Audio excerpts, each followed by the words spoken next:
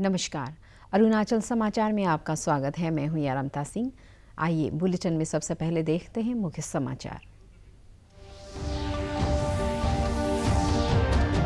पूर्व राष्ट्रपति प्रणब मुखर्जी का अंतिम संस्कार नई दिल्ली में पूरे राजकीय सम्मान के साथ किया गया। राष्ट्रपति, उपराष्ट्रपति और प्रधानमंत्री सहित देश के शीर्ष नेताओं ने दिवंगत राजनेता को दी श्रद्धांजलि। देश भर में लोगों ने स्वर्गीय प्रणब मुखर्जी को किया याद।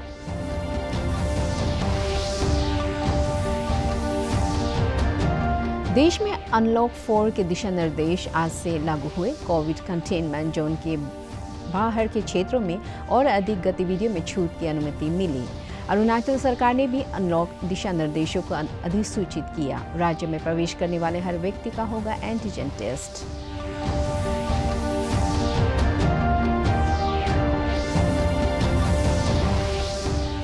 देश में पिछले 24 घंटों में लगभग 10,17,000 कोविड नमूनों की हुई जांच। 28 लाख से ज़्यादा लोग हुए स्वस्थ। राज्य में 17 जिलों से कोविड-19 संक्रमण के आए 78 और नए मामले।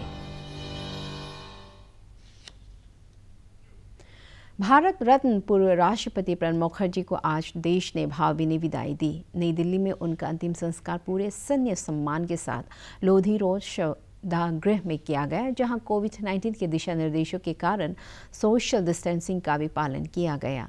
उल्लेखनीय है कि पूर्व राष्ट्रपति प्रणब मुखर्जी का कल शाम निधन हो गया था। वे दिल्ली स्थित सेना के रिसर्च और रेफरल हॉस्पिटल में 22 दिनों से भर्ती थे, जहां उनके मस्तिष्क में खून जम जाने के बाद ऑपरेशन किया गया था। वे कोविड-19 से भी संक्रमित थे। इससे पहले दिल्ली के राजाजी मार्ग पर उनका पार्थिव शरीर लाया गया। कोविड-19 दिशा निर्देशों के कारण उनके पार्थिव शरीर को गन कैरियज के बजाय एक वैन में रखा गया था, जहां सभी ने PPE पहन रखे थे। प्रधानमंत्री नरेंद्र मोदी ने अपने एक ट्वीट में कहा कि आने वाली पीढ़ियां देश के विकास के लिए किए गए उनके प्रयासों को याद करेंगे।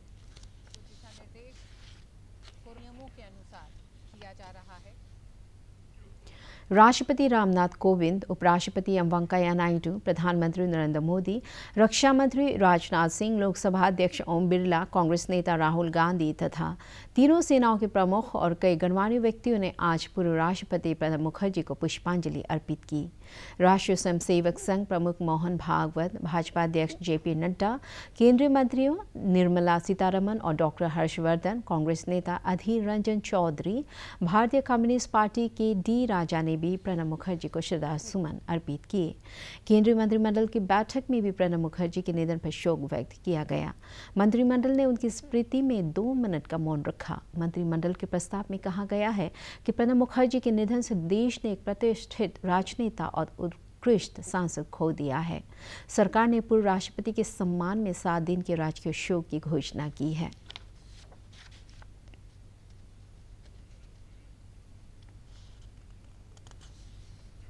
सरकार द्वारा घोषित अनलॉक 4 के दिशा निर्देश आज से लागू हो गए हैं। ये निर्देश 30 सितंबर तक लागू रहेंगे।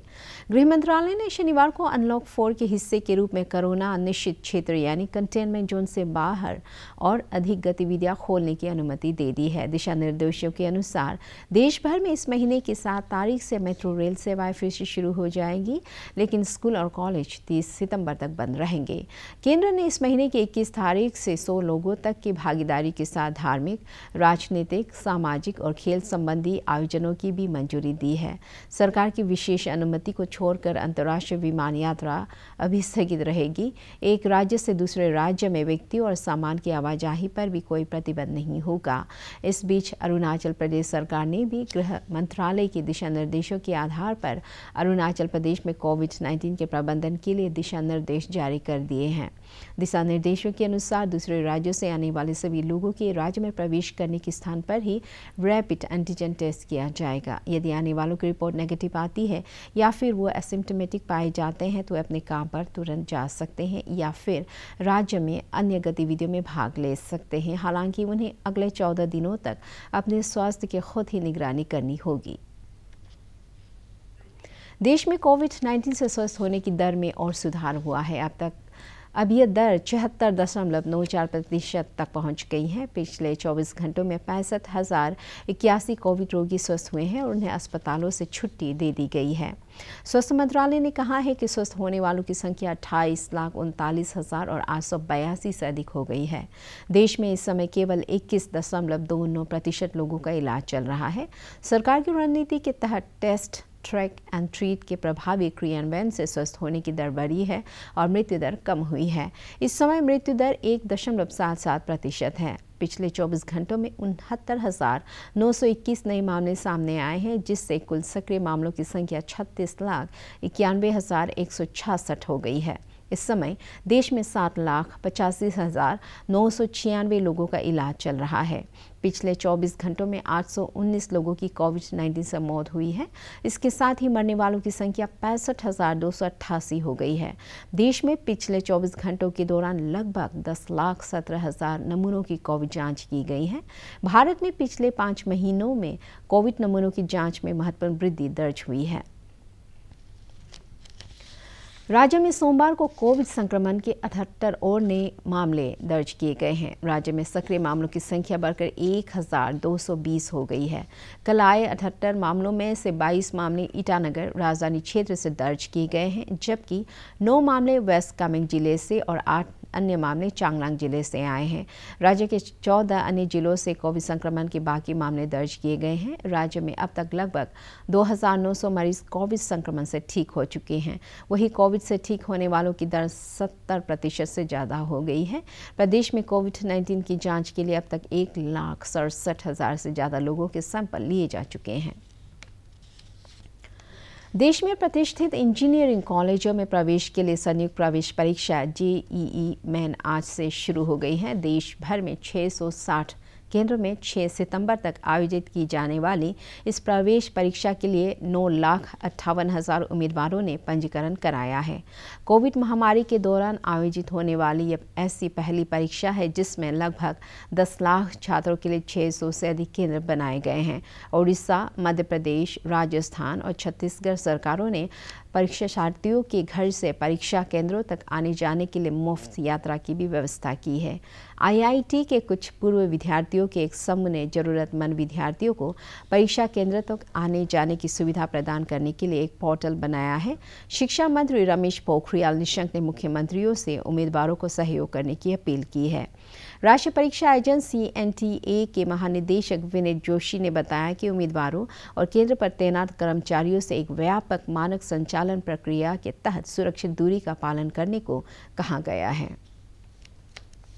We were waiting for this moment when we were just studying for this, and the days were just going on, and we just wanted to have our admissions. पहले में और इस बार में काफ़ी फ़र्क रहा। पहले तो काफ़ी करीब बैठते थे, लेकिन इस बार बच्चे भी कम थे और जो साफ़ सफाई का पूरा ख्याल था, सब चीज़ों मतलब पहले के मुकाबले बहुत ज़्यादा एहतियात की गई। Social distancing was followed by everyone, and yeah, it was good. Like sanitizer was given twice. It was good. I'm glad that they finally happened. I didn't want them to be postponed because it's a headache. Like the more they postpone it, the more the pressure it builds. Yeah. So basically, I'm happy that I'm relieved that it's over now.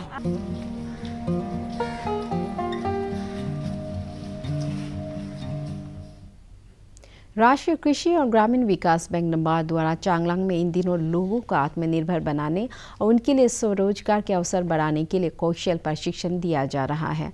NABARD की ओर से चांगलांग की महिलाओं को छोटे स्तर पर ही bakery उत्पाद बनाने और बाजार में उपलब्ध कराने के तौर तरीकों का भी प्रशिक्षण दिया जा रहा है। प्रशिक्षण शिविर स्थानीय गैर सरकारी संगठन ग्रीन लॉन सोसाइटी के सहयोग से किया जा रहा है। प्रशिक्षण शिविर को संबोधित करते हुए चांगलांग के जिला उपायुक्त डॉक्टर देवांश यादव ने प्रशिक्षार्थियों से कहा कि वे बेकरी उत्पाद बनाने के साथ साथ उसकी गुणवत्ता और उसे दूसरे प्रोडक्ट से अलग पहचान दिलाने पर ध्यान दें ताकि उन्हें बाजार में उचित मूल्य मिल सके। आप लोगों को पहले ये देखना चाहिए कि ये प्रोडक्ट ऐसा मार्केट में है कि नहीं, और अगर है तो इसको कौन बना रहा है और किस रेट पे बना रहा है और मेरा प्रोडक्ट इससे अच्छा क्यों है। तो अपने जो 30 लोग हैं जो पार्टिसिपेंट्स हैं, मैं उनसे रिक्वेस्ट करूंगा कि अपने लेवल पे जो आपने अपना बेकरी का आइटम सीखा है अब इस आइटम को अपने अंदाज में प्रेजेंट करो ताकि आपका आइटम यूनिक लगे। अगर आपको आगे बढ़ना है तो आपके आइटम में कुछ एक अलग चीज होनी पड़ेगी जिसकी वजह से जो आम आदमी होता है वो आपका प्रोडक्ट खरीदे। हमारे जो ग्रीन लॉन सोसाइटी जो चांगलांग जिले के हैं, महिलाओं को आगे बढ़ाने के लिए, महिलाओं के अपलिफ्टमेंट के लिए हम बहुत से काम कर रहे हैं। इसी दौरान नाबार्ड ने हमें ये बेकरी ट्रेनिंग का जो सपोर्ट किया है, आप देख रहे हैं सारे औरत यहाँ पे बैठे हुए हैं और यहाँ पे ट्रेनिंग्स भी है, 30 ट्रेनिंग्स भी है, साथ में हमारे एसएचजी ग्रुप्स है।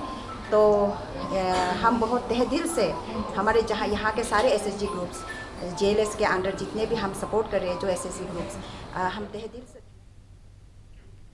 आदि जनजातीय समुदाय का परंपरागत पर्व सोलुंग आज राज्य भर में मनाया जा रहा है। हालांकि इस बार कोविड-19 के दिशा निर्देशों के कारण सार्वजनिक समारोह पहले की तरह आयोजित नहीं किए जा सके और ज़्यादातर लोगों ने बहुत थोड़ी संख्या में जमा होकर प्रकृति को समर्पित सोलुंग मनाया। ईस्ट सियांग जिले पासीघाट के गिद नोटको ग्राउंड में इस अवसर पर सोशल डिस्टेंसिंग के साथ सोलुंग मनाया गया। इस मौके पर सीमित लोगों की उपस्थिति के बीच सोलुंग मनाया गया। समारोह को संबोधित करते हुए मुख्य अतिथि तापु दारांग ने कहा कि कोविड-19 के इस दौर में सबके स्वास्थ्य का ध्यान रखना जरूरी है, इसलिए सीमित कार्यक्रम का आयोजन करना ही उचित था। ये हम लोग सिंबॉलिक सेलिब्रेशन आज कर रहे हैं। आप लोग भी देख सकते हैं, आदमी भी ज़्यादा नहीं, हार्डली 20-25 आदमी है और जो शॉप का हिसाब से जो डिस्टेंस मेंटेन करना है वो हम लोग कर रहे हैं। और कल को हम लोग ये बिनियत देगा जो किने नाना को हम लोग पूजा करेगा। कल भी सिंबॉलिक हम लोग सुबह 8 बजे ऐसे में करके हाफ एन आवर का प्रोग्राम करेगा। इतना ही हम लोग का प्रोग्राम है। ये हम लोग का सबसे बड़ा फेस्टिवल है सोलुंग। इसमें सब लोग ये कोविड का बीमार नहीं होने से सब लोग पार्टिसिपेट करने से ठीक था, लेकिन इस बार हम लोग अच्छा से सेलिब्रेशन बाकी ईयर का जैसे। कोरोना वायरस संक्रमण से निपटने के लिए लगाए गए लॉकडाउन के कारण अप्रैल से जून के दौरान चालू वित्त वर्ष की तिमाही में देश का सकल घरेलू उत्पाद जीडीपी वृद्धि दर 0 से 23.9% नीचे लुढ़क गई है। केंद्रीय सांख्यिकी कार्यालय द्वारा कल जारी जीडीपी की तिमाही आंकड़ों के अनुसार पिछले वित्त वर्ष की समान अवधि में यह दर 5.2% रही थी। लॉकडाउन के कारण देश में आर्थिक गतिविधियां पूरी तरह से बंद हो गई थी। मार्च के अंतिम सप्ताह से लेकर मई मध्य तक पूरे देश में पूर्ण बंद रही थी। इसके बाद सरकार ने चरणबद्ध तरीके से सामाजिक दूरी के मानदंडों का पालन करते हुए विनिर्माण सहित विभिन्न गतिविधियों को शुरू करने की अनुमति दी थी और अब तक सभी क्षेत्र कोरोना से पहले की स्थिति में काम नहीं कर रहे हैं।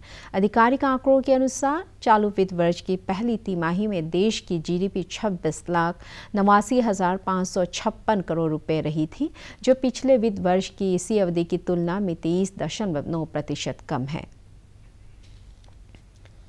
भारतीय सेना ने कल कहा है कि पीपल्स लिबरेशन आर्मी PLA के सैनिकों ने पूर्वी लद्दाख में गतिरोध के दौरान सैन्य और राजनयिक बातचीत में बनी आम सहमति का उल्लंघन किया है।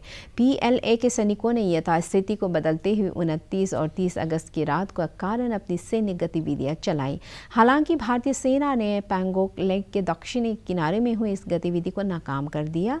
सेना ने अपनी स्थिति को मजबूत करने के लिए कदम उठाए और वास्तविक स्थिति को एक तरफा बदलने की चीन की मंशा को ध्वस्त कर दिया। रक्षा विशेषज्ञ और सोसाइटी फॉर पॉलिसी स्टडीज के निदेशक उदय भास्कर ने कहा कि भारत ने दक्षिणी पैंगोंग लेक क्षेत्र में अकारण सैन्य गतिविधियों का माकूल जवाब दिया है। उन्होंने कहा कि देश बातचीत के जरिए शांति कायम करने के लिए प्रतिबद्ध है, लेकिन साथ ही अपनी क्षेत्रीय अखंडता की सुरक्षा के प्रति भी संकल्पित है। अरुणाचल समाचार के आज के अंक में इतना ही। हम कल फिर हाजिर होंगे अरुणाचल और देश दुनिया की खबरों के साथ। आप देखते रहिए अरुण प्रभा। नमस्कार।